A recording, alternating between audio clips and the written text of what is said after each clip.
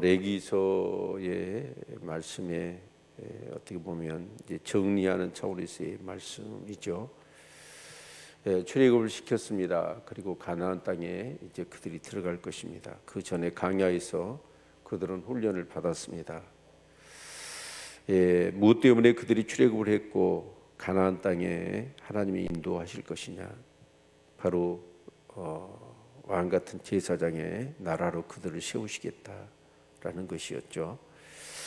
그래서 그들에게는 이제 하나님의 말씀이 주어졌고 그 말씀대로 살아가는 것이 거룩하고 구별된 하나님의 백성의 삶이다. 이제 문제는 선택은 누가 해야 되냐면 이스라엘 백성들이 해야 합니다.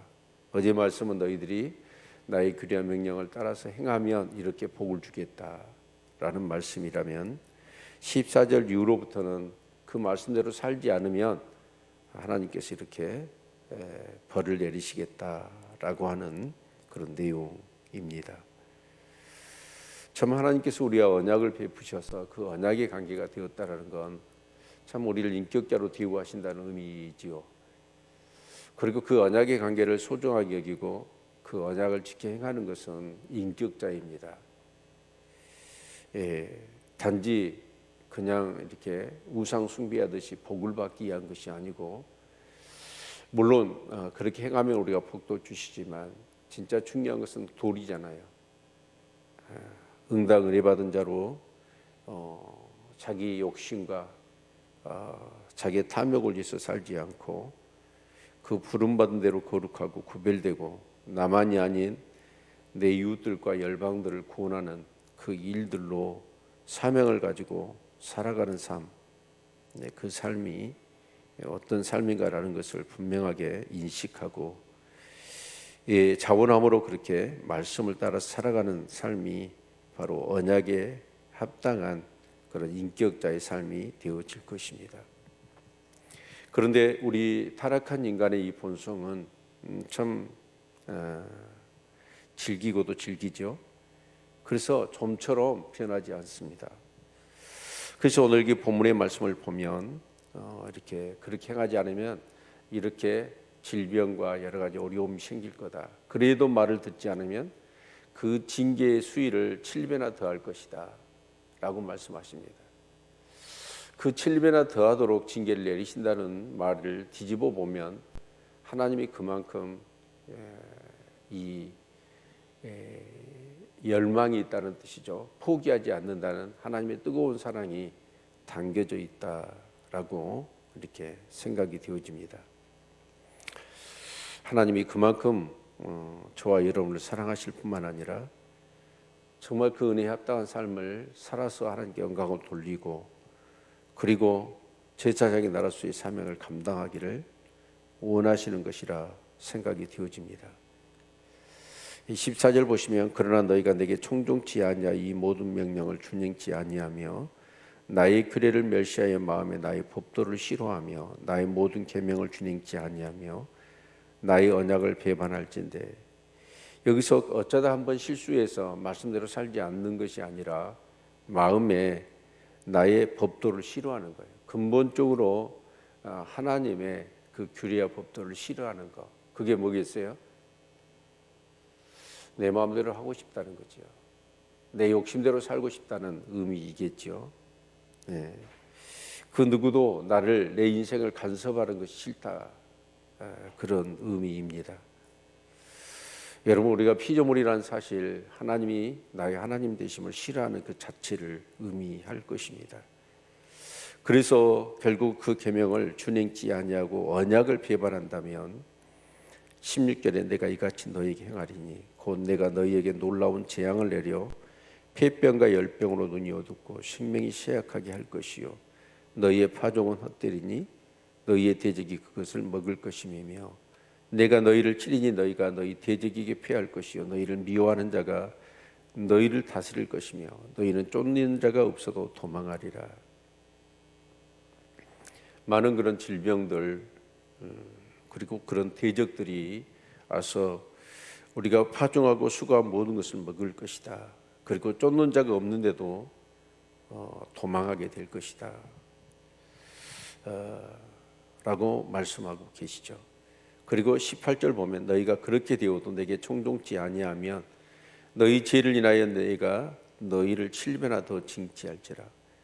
그런 징계를 받고도 돌이키지 않으면 하나님은 7배나 또 징계를 내리시겠다라는 것입니다. 그래서 내가 너희의 세력을 인한 교만을 꺾고 너희 하늘로 철과 같게 하며 너희 땅으로 녹과 같게 하리니. 여러분, 철과 녹과 같이 하늘과 땅을 그렇게 만드신다는 게 무슨 의미죠? 하늘 위에서 이른 비와 늦은 비를 내리지 않겠다는 겁니다. 그럼 땅도 어떻게 되겠어요? 노처럼 아무 산물도 내지 않는다라는 의미일 것입니다. 그래서 너희 수고가 헛될지라 땅은 그 사물을 내지 아니하고 땅의 나무는 그 열매를 맺지 아니하리라. 예. 그리고 21절도 보면 너희가 나를 거스려 내게 청종치 않을진대 내가 너희 제대로 너희에게 7배나 더 재앙을 내릴 것이라. 내가 들짐승을 너희 중에 보내리니 그것들이 너희 자녀를 뭉치고 너희 육축을 멸하며 너희 수요를 감속해 할지라도 너희 도로가 항폐하리라. 하나님이 점점 더 그 징계의 수위를 높이시죠. 네. 그러면 돌이켜야 되잖아요. 근데 그래도 돌이키지 않는다. 그래서 23절에 보면 이런 일을 당하여도 너희가 내게로 돌아오지 아니하고 나를 대항할진대 나도 너희에게 대항하여 너희 죄를 인하여 너희를 7배나 더 칠지라. 내가 칼을 너희에게로 가져다가 너희의 배약한 온수를 갚을 것이며 너희가 성읍에 모일지라도 너희 중에 연병을 보내고 너희를 대적의 손에 붙일 것이며 내가 너희 의리하는 양식을 끊을 때에 열 여인이 한 하덕에서 너희 떡을 구워 조울에 달아 주리니 너희가 먹어도 배부르지 아니하리라. 예, 결국은 하나님의 그런 무서운 징계로 인하여서 정말 극심한 그런 어려움을 당하게 될 거다. 내일 말씀을 보면 딸의 고기, 아들의 고기를 먹을 정도로까지 무서운 그런 징계가 임할 것을 이렇게 말씀하고 있는 것을 볼 수가 있습니다. 참 이스라엘 백성들이 가나안이 출애굽하면서 가나안의 여정 속에서 어떤 은혜를 받았습니까? 어떤 훈련을 받았습니까? 그런데 가나안 땅에 들어가서 하나님은 그러시는 거예요. 정말 그 말씀대로 살면 복을 주지만 그렇지 않으면 이렇게 징계를 내릴 거다라고 했는데 여지없이 하나님의 어떤 그런 정말 염려하신 대로 이스라엘 백성이 가나안 땅에 들어가서 어떻게 됐습니까? 딱 그렇게 말씀대로 산 게 아니라 완전히 반대로 하나님 말씀대로 살지 않고 가나안의 풍속을 쫓아서 세상 사람과 똑같이 되었던 것이죠. 그래서 사사시대에 일어났던 일들을 우리가 기억하고 있습니다. 정말 소견에 오른 대로 마음대로 살아버렸던 그들의 결과가 어떻게 되었습니까? 그리고 결국은 하나님의 은혜 가운데 왕국이 세워졌지만 그 왕국도 분열왕국이 이루어지고 결국은 두 왕국 다 멸망하게 되는 그런 것들을 우리가 이렇게 살펴볼 수가 있었습니다. 정말 하나님은 포기하지 않으시죠. 그래서 예수 그리스도를 보내셔서 다시 우리를 정말 구원하시고 우리의 죄를 사하시며 새로운 피조물 삼으시고 하나님의 나라를 온전히 이루어 가시는 것을 볼 수가 있습니다.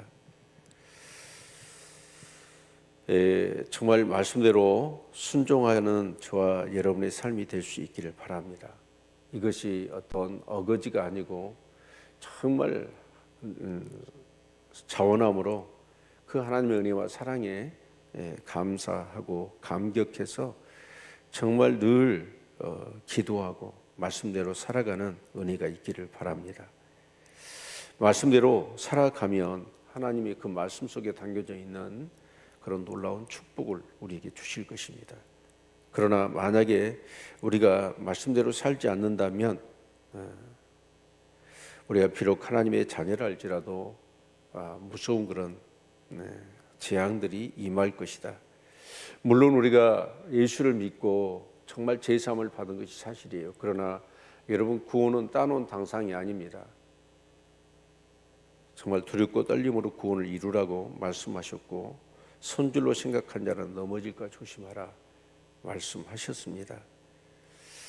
늘 정말 하나님의 은혜와 사랑 안에 거하시고, 늘 내 자신을 종록을 쳐서 십자가에 못 박으시며 성령의 은혜를 따라 말씀대로 살아가는 삶이 되실 수